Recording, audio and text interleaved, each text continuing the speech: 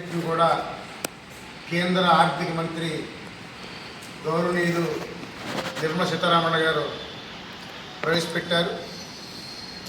అదేవిధంగా ఈ రాష్ట్రం జరుగుతున్న పరిణామాల మీద మీతో మాట్లాడడానికి సిపిఐ జాతీయ కార్యవర్గ సభ్యురాలు కామ్రేడ్ అక్కినేని వనజ గారు హాజరయ్యారు. జిల్లా కార్యదర్శి తాటిపాక మధు, నగర కార్యదర్శి వి కొండలరావు, సహాయ కార్యదర్శి సప్పా రమణ, సిపిఐ జిల్లా కార్యవర్గ సభ్యులు చింతలపూడి సునీలు హాజరయ్యారు. కామ్రేడ్ మేడం గారు ప్రారంభిస్తారు. పత్రికే మిత్రులందరికీ నమస్కారం. 3 ప్రధానమైన అంశాలు ఈ రోజున భారతదేశ రాజకీయాల్లో నడుస్తూ ఉన్నాయి. ఒకటి, నిర్మలా సీతారామన్ ప్రవేశపెట్టినటువంటి బడ్జెట్. రెండోది ఆక్స్ఫామ్ నివేదిక. మూడోది ఛత్తీస్గఢ్లో కొనసాగుతున్నటువంటి మారణ హోమం.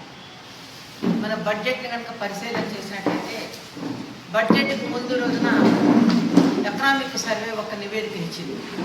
ఎకనామిక్ సర్వే నివేదిక చాలా స్పష్టంగా గత బడ్జెట్లు వైఫల్యాలు, ఈసారి తీసుకోవాల్సినటువంటి జాగ్రత్తలు కూడా హింట్ ఇచ్చింది.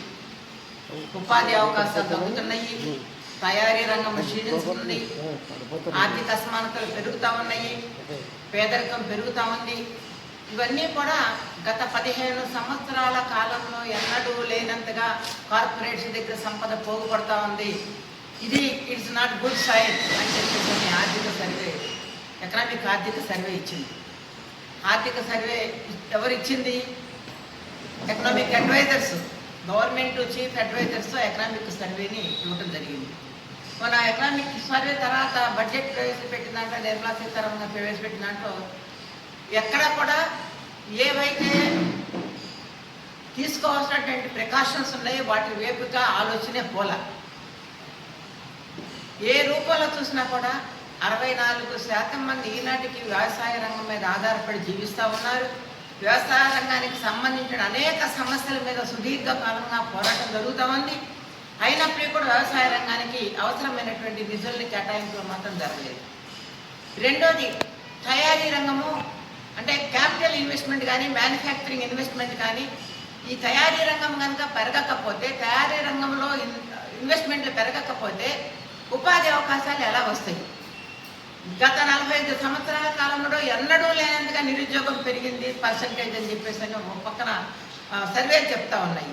కానీ ఆ రూపంలో కూడా నిరుద్యోగం పెరగడానికి రావాల్సినటువంటి పరిస్థితులు కనిపించలేదు. మూడోది, పేదరికం తగ్గించడానికి దళిత వర్గాలు కానీ, ఎస్సీలు, ఎస్టీలు, మైనార్టీస్, ఇంకా నిరుపేద వర్గాలు 46 కోట్ల మంది పేదరికంలో నెట్టబడ్డారు. ఈరోజు ఒక్క కరోనా టైంలోనే 23 కోట్ల మంది పేదరికంలో నెట్టబడ్డారు. ఈ 46 కోట్ల మందిని పేదరికంలో నుంచి బయటపడేయడానికి ఏ రకమైనటువంటి కేటాయింపులు కానీ, ఏ రకమైనటువంటి ఆలోచన కానీ బడ్జెట్లో లేకపోవడం అనేది దురదృష్టం.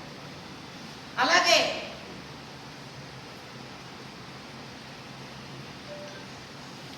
పన్నుల విషయం కూడా ఓకే, మిడిల్ క్లాస్కి 12 లక్షల వరకు, ఇంకొక 75 లక్షల స్టాండర్డ్ డిడక్షన్స్ అవన్నీ ఉన్నాయి.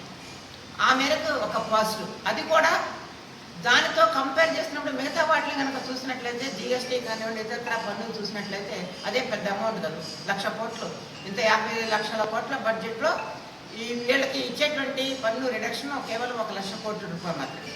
కానీ ఆ మేరకి ద్రవ్యోల్బణం ఎంత పెరిగా ఉంది, ఆ మేరకి ఈ సామాన్యులు ఎంత పన్నులు కడుతున్నారు, కార్పొరేట్ల దగ్గర నుంచి ఎంత పన్నులు వస్తున్నాయి, ఇది కనుక మనం క్యారీ చేసినట్లయితే చాలా వ్యత్యాసం కనిపిస్తూ ఉంది. ఒక్క ఉదాహరణ చెప్తాను. అదానీ వాళ్ళకి, ముఖేష్ అంబానీకి, వీళ్ళకి రోజుకి 1,600 కోట్ల రూపాయలు సంపాదిస్తున్నాడు అదానీ. రోజుకి 1,600 కోట్ల రూపాయలు. ఒక సామాన్యుడు 375 రూపాయలు సంపాదిస్తున్నాడు. యావరేజ్ ఒక సామాన్యుడు 1,600 కోట్లు సంపాదించేటువంటి అదానీ కేవలము 3.1% పన్ను కడతాడు. రిలయన్స్ ఇండస్ట్రీస్ మొత్తం కూడా చూసినట్లయితే కూడా 15 నుంచి 21% లోపే వాళ్ళు పన్నులు కట్టారు, ఇన్కమ్ ట్యాక్స్. కానీ సామాన్యులు కానివ్వండి, గవర్నమెంట్ ఎంప్లాయీస్ కానీ వీళ్ళందరూ కూడా దాదాపుగా అత్యధికమైనటువంటి శాతం పన్నులు కట్టేది ఈ సామాన్య వర్గాల నుంచి. దానికి తోడు జిఎస్టీలు, పన్నులు ఇవన్నీ కూడా వస్తామండి. అంటే ఈ రకమైనటువంటి ఆర్థిక వ్యత్యాసాన్ని, ఆ అంతరాల్ని తొలగించడానికి, సరిచేయడానికి ఏ రకమైనటువంటివి సూచనలు కానీ, ఏ రకమైనటువంటి ఆలోచనలు కానీ బడ్జెట్లోకి ఎక్కడ కూడా రిఫ్లెక్ట్ కాలేదు. మన వరల్డ్ బ్యాంకు అధినేత పీకేటీ ఒక మాట చెప్పాడు. ఏమని? 10 కోట్ల పైన సంపాదించేటువంటి వాళ్ళకి, అంటే 10 కోట్ల పైన సంపాదన ఉన్న వాళ్ళకి మీరు వారసత్వ పన్ను కానీ, సంపద పన్ను కానీ వెయ్యండి అని. 10 కోట్ల పైన 1% వేసినా కూడా దేశం అభివృద్ధి వైపుకి వెళ్తుంది.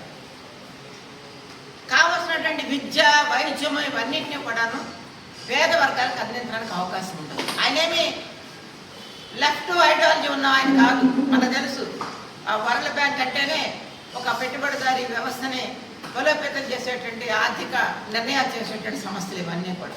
అంటే ఈ రకమైనటువంటి ఈ అంతరాలు తగ్గకుండా, ఇండస్ట్రియలైజేషన్ పెరగకుండా, అగ్రికల్చర్ డెవలప్ కాకుండా ఏ రకంగా ప్రజల యొక్క వికసిత భారత్ ఏ రకంగా ముందుకు సాగుతుంది, పురోభివృద్ధి ఏ రకంగా ముందుకు సాగుతుంది.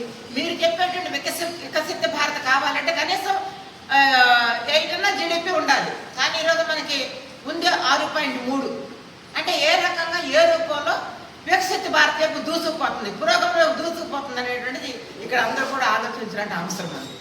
ఇక రెండోది ప్రధానమైనటువంటిది, ఇటీవల కాలంలో ఛత్తీస్గఢ్లో సాగుతున్నటువంటి నక్సలైట్ సహతమందమా, లేకపోతే కగార్ ఆపరేషన్, ఫ్రీ నక్సల్ బరి ఛత్తీస్గఢ్ భారతదేశమా, అమిత్ షా గారు 1 సార్లు అంటూ ఉన్నాడు. ఇప్పుడు కొత్తగా అమిత్ షా అనేది ఏం కాదు. 1970లో వెంకటరావు కూడా అన్నాడు నక్సలైట్ ఉద్యమాన్ని అణిచేస్తామని చెప్పేసి. కానీ 1970 నుంచి ఇప్పుడు దాకా చూసినట్లయితే అది ఇంకా అలా సాగుతూనే ఉంది.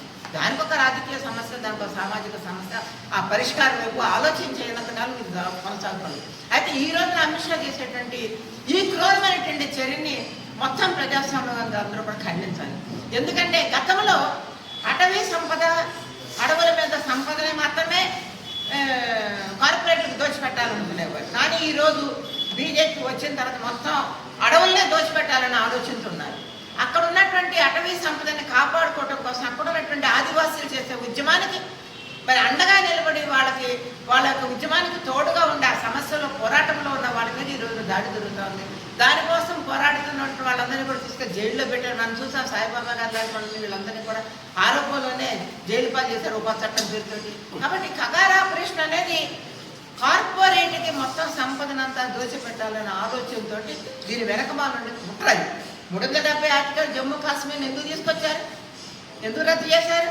అక్కడ ఉన్నటువంటి మొత్తం ఖరీదైనటువంటి సంపదని వాళ్ళకి దోచిపెట్టాలనే కదా. ఇప్పుడు మణిపూర్ ఘర్షణలు ఎందుకు వాటిని కంట్రోల్ చేయలేకపోతా ఉంది అంటే ఎక్కడికక్కడ భారతదేశంలో ఉన్నటువంటి అసలు ఖనిజ సంపద కానివ్వండి, భూగర్భ సంపద కానివ్వండి, అటవీ సంపద కానీ ఇవన్నీ కూడా రాజ్యాంగం దేశ సంపదకి ఇచ్చింది మనకి. అదంతా దేశ సంపద. కానీ ఈరోజు ఈ దేశ సంపద చాలా కొద్ది మందికి దోచిపెట్టాలని ఆలోచన ముందుకు సాగుతా, దాన్ని అడ్డుకునే వాళ్ళ మీద ఈ రకమైన ఆపరేషన్ జరుగుతూ ఉంది. కాబట్టి దీన్ని అందరూ కూడా ముక్తఖండంతో మనం ఖండించాల్సిన అవసరం ఉంది. 40% మంది భారతదేశంలో ట్రైబల్స్ కానీ, ఎస్సీస్ కానీ, మైనార్టీస్ కానీ ఉన్నారు. ఈరోజు జైళ్ళలో మగ్గుతున్న వాళ్ళు ఎంతమంది? 81% జైళ్ళలో మగ్గుతూ ఉన్నారు. ట్రైబల్స్, ఎస్సీస్, మైనార్టీస్.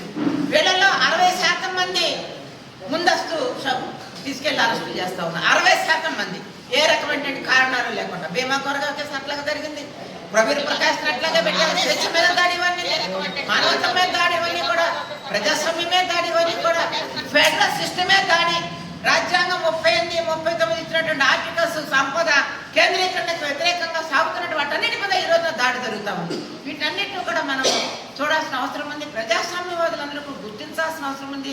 మొత్తం దేశం ప్రజలు ఆలోచించాల్సిన అవసరం ఉంది. ఇదేదో కమ్యూనిస్టులు చెప్పేదో లేకపోతే ప్రజాస్వామ్యం చెప్పేది కాదు.